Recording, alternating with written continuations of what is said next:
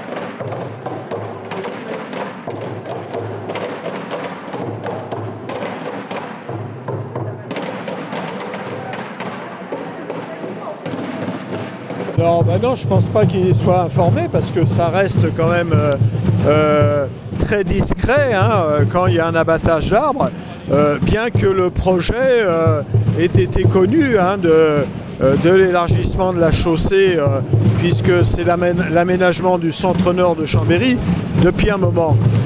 Aujourd'hui, ce qui est contesté, c'est pas les aménagements urbains en tant que tels.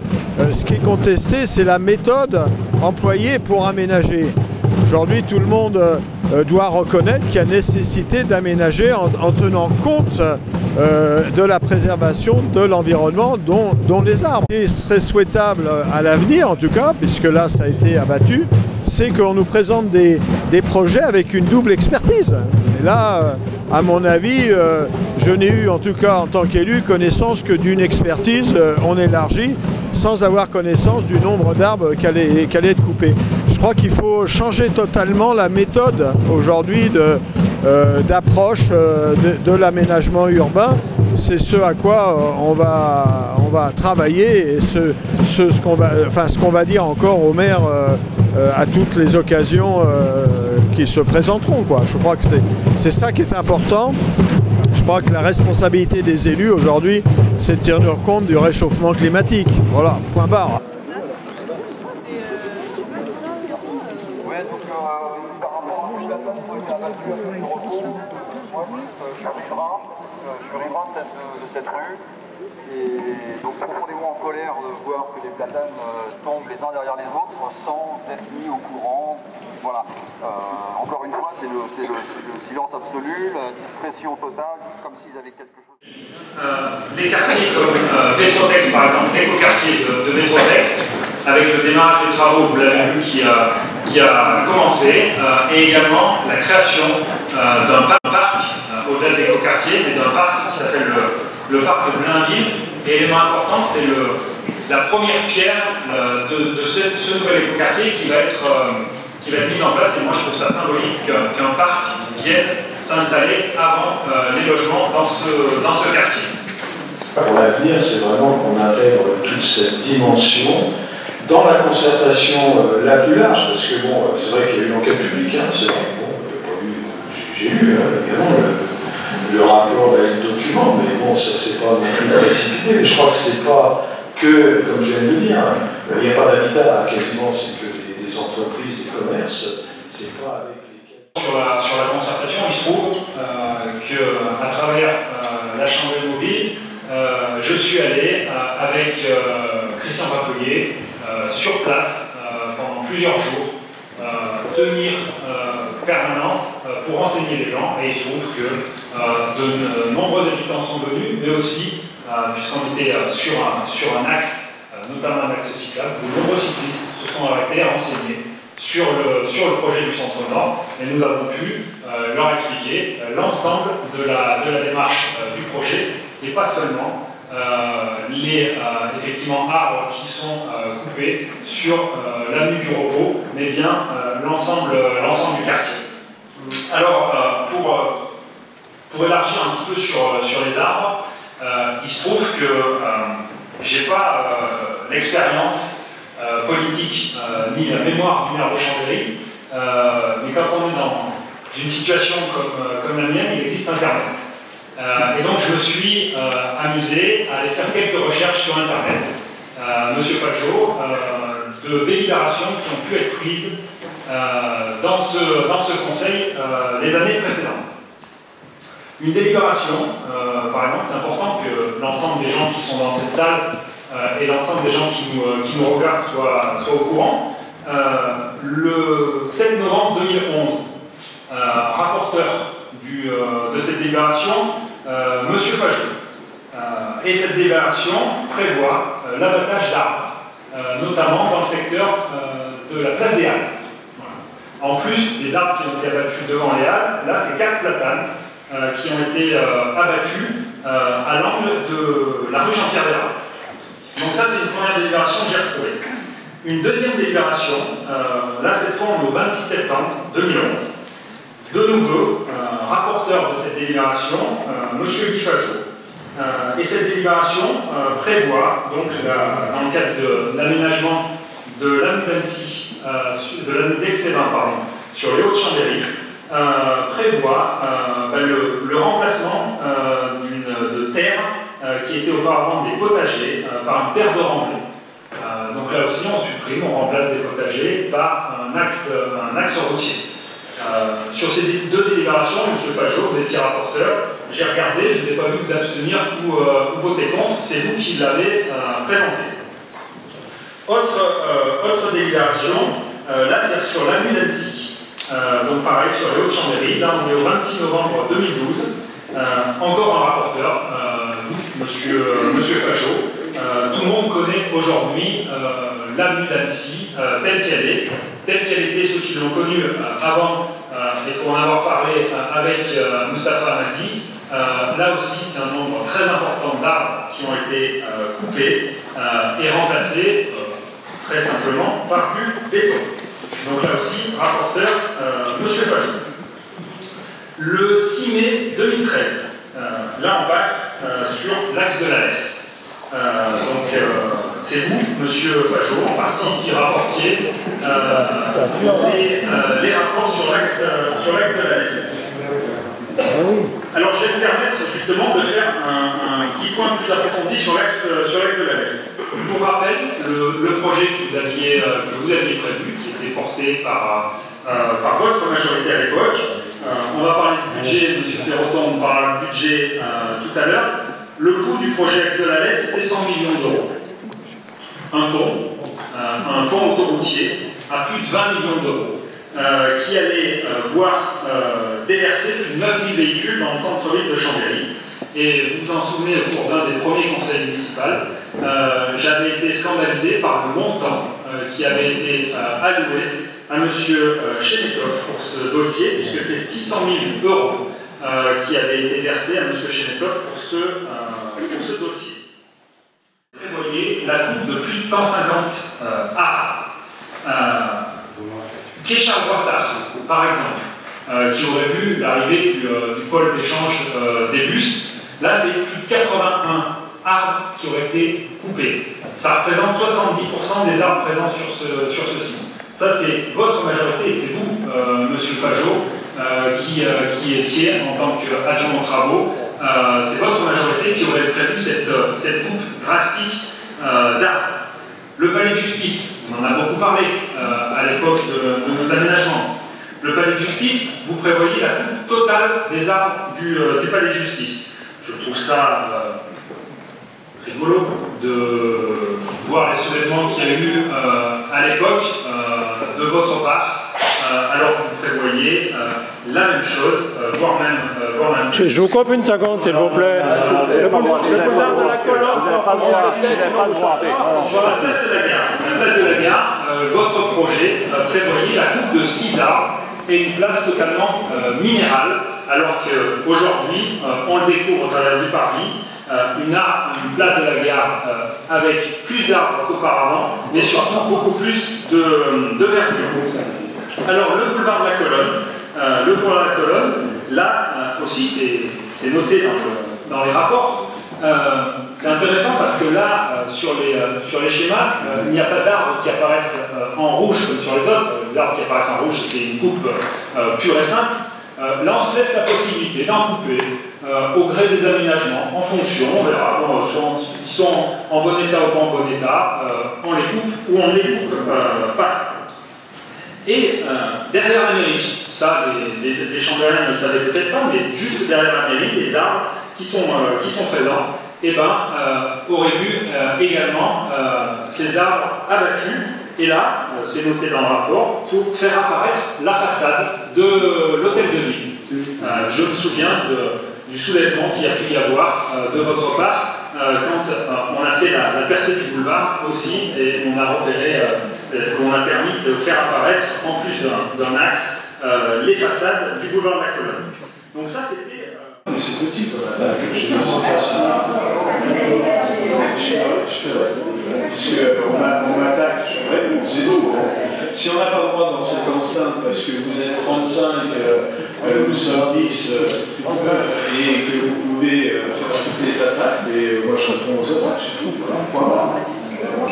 Donc je répète, c'est petit comme attaque, parce que se servir du rapporteur d'une délibération, oui, certes, je sais voter, la délibération, bien sûr, mais ça, évidemment. Mais, c'est marrant, votre réaction, elle est quand même bizarre. Mais je pense quand même que il faut écrire l'histoire jusqu'au bout. Certes, on a fait ça. Mais il faut se rappeler que les chambériens nous ont sanctionnés. Si vous oubliez, vous été sanctionnés. Si on a été sanctionnés, c'est vrai ou pas? Vous le serez aussi. Voilà. Et on espère que vous le serez aussi, oui, comme j'entends dans le public. Mais si je peux... Non mais, je ne sais pas ce qu'il vous fait. Continuez. Parce que là, si ça prend cette tournure-là, ça va être vite réglé. Donc je vais jusqu'au bout, puisque si on a été sanctionné, sans oublier que je présentais une liste, enfin j'étais tête de liste d'une liste qui s'appelait Chambéry Cap à gauche. Ça, il y en a beaucoup peut-être qui oublient volontairement, donc mais je ne vais pas rentrer là-dedans. Donc si on a été sanctionné, c'est qu'on n'a pas fait tout bien. La preuve. Bon, il y a un choix des chambériens. Aujourd'hui, on n'est plus ni en 2011, ni en 2012, ni en 2013. On est 6 ans après. Il y a aussi, je l'ai déjà dit dans cette enceinte, une prise de conscience. Comme on dit, il y a peut-être que les imbéciles qui ne changent pas d'avis. Peut-être que j'étais aussi un imbécile, je l'admets, moi, parce que j'ai un peu d'humilité, moi, quand même, par rapport à certains d'entre nous. Et on évolue, et tant mieux, et je vois que les générations à venir évoluent aussi très rapidement, et on pourrait tous, en tout cas moi, personnellement, je ne fais que m'en féliciter. Donc, voilà, on était certainement, on a fait, enfin, je ne sais pas certainement, c'est sûr qu'on a fait des erreurs. Si vous faites les mêmes erreurs que la majorité précédente, j'espère que la Chambérien en tiendra compte aussi l'année prochaine pour que vous ayez la même sanction, c'est tout. Après que des citoyens s'expriment et que je me trouve très bien avec eux pour les accompagner aujourd'hui, oui, peut-être que je n'aurais pas fait en 2011, oui, mais je le fais en 2019, je le ferai en 2020 et je le ferai en 2021, 22, 23, 24, enfin je continuerai à le faire parce que, comme je vous l'ai dit tout à l'heure, aujourd'hui, quelle que soit la responsabilité qu'on a dans une municipalité, dans tout projet d'aménagement urbain, on doit intégrer cette dimension et c'était une ouverture que je faisais. Bon, je ne suis pas surpris de l'attaque, je m'y attendais, pas aussi précise, mais bravo pour les recherches, elles sont très efficaces, et voilà. Mais en tout cas, un peu d'humilité, essayons de modifier, enfin nous ce qu'on souhaite, moi en tout cas, c'est que vous modifiez en tout cas vos méthodes à la fois de concertation et à la fois de travail sur les projets d'aménagement urbain. Voilà. L'aménagement, je pense qu'il faut effectivement avoir une vue globale et une vue qui regarde aussi ce qui a été réalisé. Monsieur Dupassieux voulait des chiffres il y a quelques instants. Depuis le début du mandat, on a par exemple planté 50 000 plants d'arbres et d'arbustes entre la sortie de la laisse découverte au pied des Albrolles et le pont de l'autoroute. C'est sur le territoire de la ville de Chambéry. Tous ceux qui sont sensibles aux questions d'amélioration de la qualité de l'eau, d'amélioration des milieux, de toute la France viennent voir la qualité de l'aménagement que nous avons réalisé, qui a été financé par l'agglomération au cours de ce mandat. Un sujet qui crée beaucoup de débats, beaucoup d'émotions. Moi, j'ai le souvenir de la rénovation urbaine des rues Chambéry et des questions qui pouvaient revenir très régulièrement dans les groupes de démarche participative, dans les conseils de quartier et dans les différentes concertations qu'on pouvait avoir. Et c'est toujours un sujet qui est assez difficile. Donc je crois qu'il faut le prendre, il faut essayer de le prendre le plus possible, non pas en se jetant des chiffres à la tête qui n'ont pas véritablement d'ailleurs, me semble-t-il, beaucoup de sens, parce qu'analyser des choses qui sont des études par rapport à des plans définitifs qui ont fait l'objet d'échanges avec la collectivité ou d'échanges avec le temps, je pense que c'est pas tout à fait la même chose, M. Chassou.